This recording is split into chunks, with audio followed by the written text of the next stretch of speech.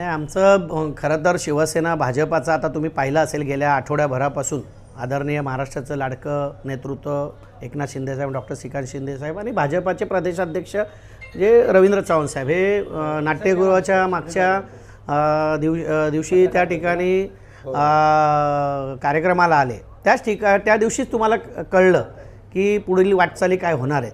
तर माझी हात जोडून आमच्या सर्व जिल्हाप्रमुख असतील किंवा भाजपचे पदाधिकारी असे यांना विनंती आहे की वरिष्ठ लेवलला असे निर्णय होत असताना आपण अशा चर्चा करणं योग्य नाही. त्याच्यामध्ये कार्यकर्त्यांमध्ये एक वेगळ्या प्रकारचा संदेश जातो आणि ह्या संदेश गेल्यामुळेच देशातलं नेतृत्व आणि महाराष्ट्रातलं नेतृत्व यांनी एकत्र बसून हा निर्णय घेतलेला आहे.